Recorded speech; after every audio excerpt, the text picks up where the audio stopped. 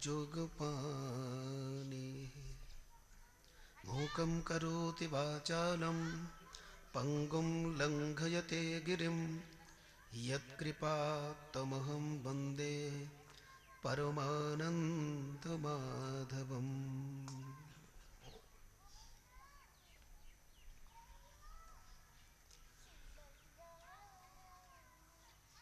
हर एक व्यक्ति का अपना अपना स्वभाव होता है। बिना स्वभाव के किसी की सत्ता नहीं है। स्वभाव का मतलब ही है स्वभाव, अपनी सत्ता। आप मास्टर साहब इधर आ जाओ, यहाँ जाओ। बोलो सच्चिदानंद भगवान की।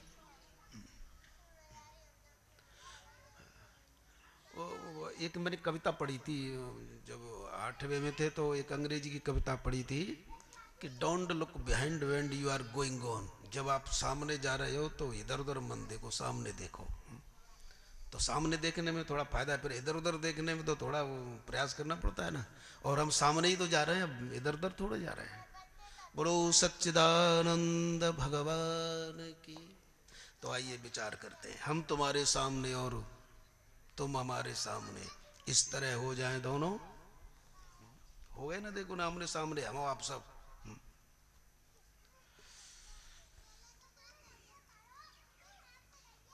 और गीता की दृष्टि में, भागवत की दृष्टि में, मानस की दृष्टि में, किसी भी दर्शन की दृष्टि में बस यही है, आमने सामने होना है साहब।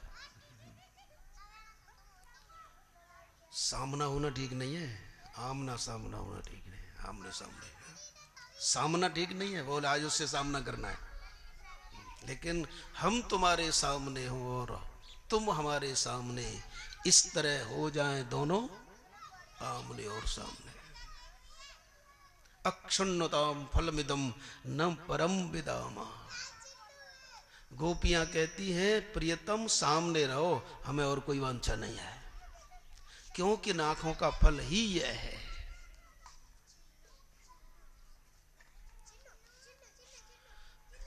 और वैसे हमारे एक डॉक्टर साहब हैं, वो कहा करते हैं कि आचार्य जी मंच पर जाकर के बोलना बड़ा मुश्किल काम है, आधी ताकत तो मेरा मंच ले जाता है, तो जो कुछ सोच विचार करके जाता हूँ वो भी मैं भूल जाता हूँ। लेकिन आजकल की स्थिति में और वातावरण को देख करके मुझे लगता है कि बोलना इतना कठिन काम नहीं है उतना कि सुनने के लिए आना। बोलो आज का ये मौसम कैसा चल रहा है, बोलना कोई ज्यादा कठिन बात नहीं है, बल्कि आपका प्रयास बहुत बहुत बड़ा पुरुषार्थ है। इसलिए आपको, आपके पुरुषार्थ को हम बार बार नमस्कार करते हैं। बोलो सच्चिदानंद।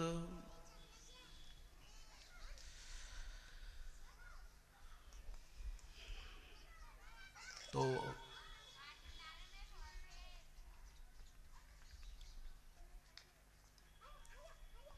अरे हाँ, पहले वो 9 श्लोक बोल लो, ताकत तभी आएगी। वो ध्यान नहीं रहा, निकाल लो चौथा श्लोक। अरे और कुछ नहीं होगा तो 9 का तो पुनरअभ्यास हो जाएगा। ब्रह्म सूत्र में व्यास जी लिखते हैं पुनरअभ्यासात पुनरअभ्यासात। वेदांत दर्शन जो है ना, ब्रह्म व्यास जी ने जो संस्कृत में पुनरअभ्यासात, बार बार अभ्यास करो। हाँ, चौथा अध्याय श्री भगवान उवाच। श्री भगवान उवाच इमं विवस्वते योगं प्रोक्तवानहमव्ययम् विवस्वान्मनवे प्राह मनुरिक्ष्वाकवे ब्रवीत् एवं परंपरा प्राप्तम् इमं राजर्षयो विदुः स काले नेह महता योगो नष्टः परन्तप स एवायं मया तेद्य योगः प्रोक्तः पुरातनः भक्तोऽसि मे सखा चेति रहस्यं एतदुत्तमम्। अर्जुन उवाच अपरं भवतो जन्म परं जन्म विवस्वतः कथमेतद्विजानीयाम्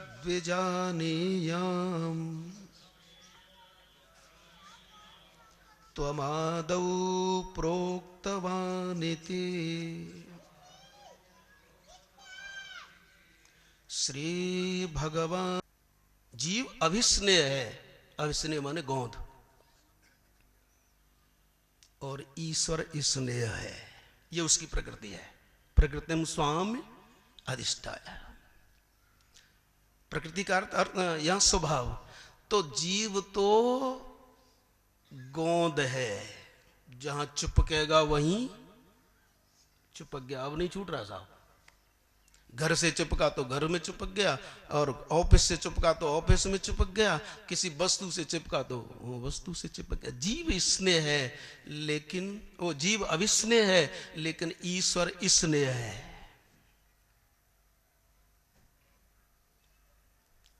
वैसे गिनने में आओ तो कितने भी लिख सकते हो, कितने अंतर हैं। तो जीव क्या हुआ?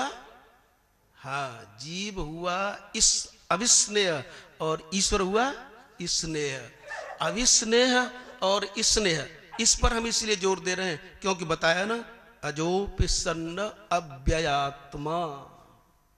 भगवान कह रहे हैं कि वो जो ईश्वर है, जो मैं हूं, भूतानामी स्वरूप सन, वो जो मैं हूं, मैं स्नेह हूं। प्रकृतिम स्वामधिष्ठाय, अपनी प्रकृति के बस होकर, स्वभाव बस,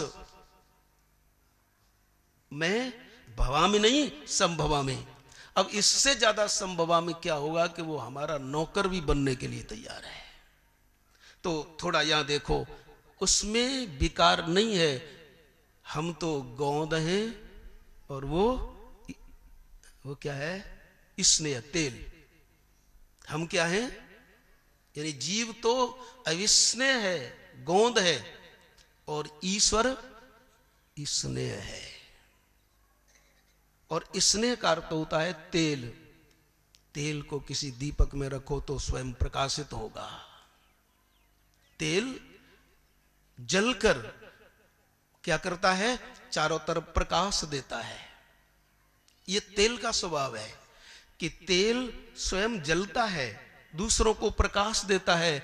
ऐसे ही वो ब्रह्म नीचे से नीचे आता जाता है, गलता जाता है, गलता जाता है, और कहते हैं कि मैं ईश्वर रूप में जब आ जाता हूं तो जलता हूं और लोगों को प्रकाश देता हूं।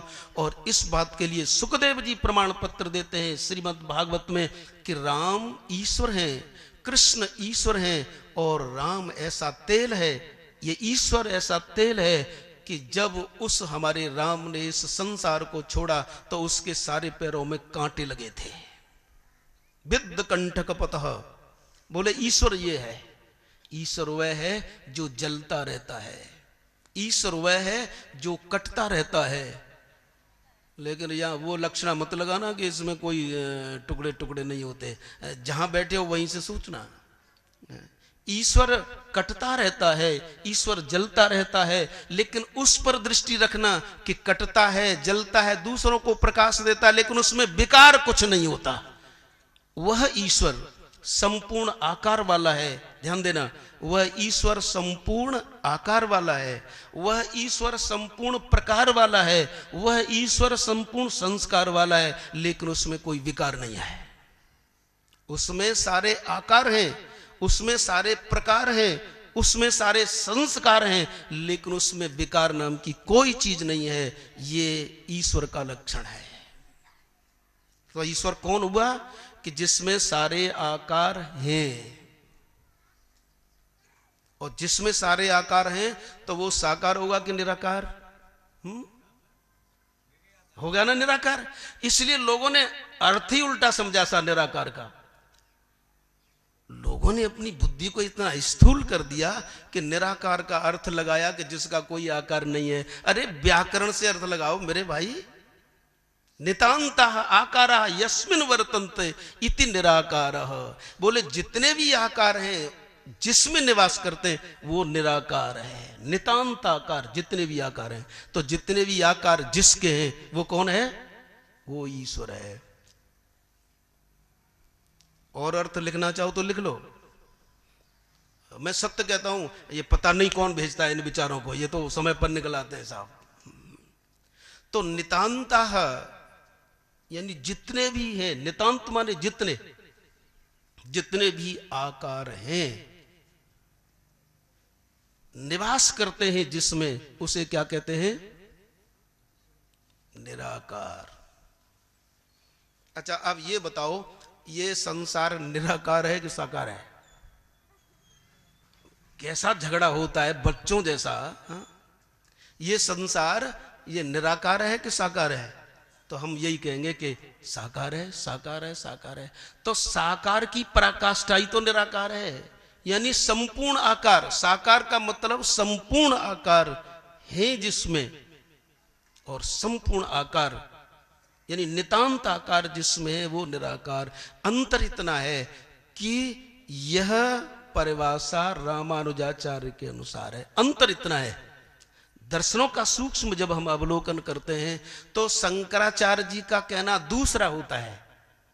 निराकार को वो भी मानते हैं शंकराचार्य जी के अनुसार। और सुन लो परिभाषा साहब, शंकराचार्य के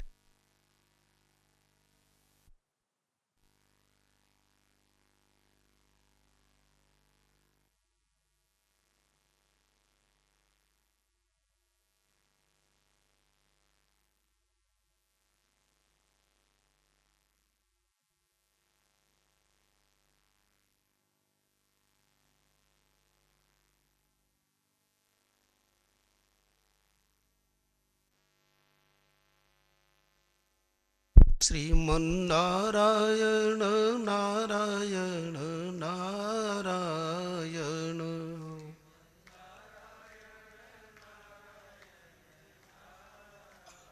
जय जय नारायण नारायण नारायण।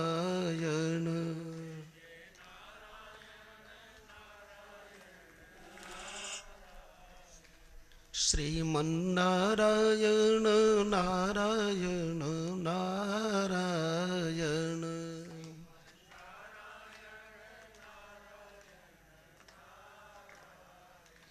जय जय नारायण नारायण नारायण।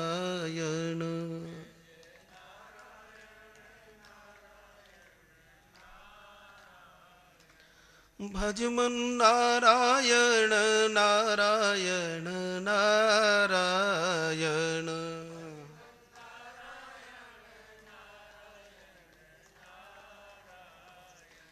भजमन नारायण नारायण नारायण।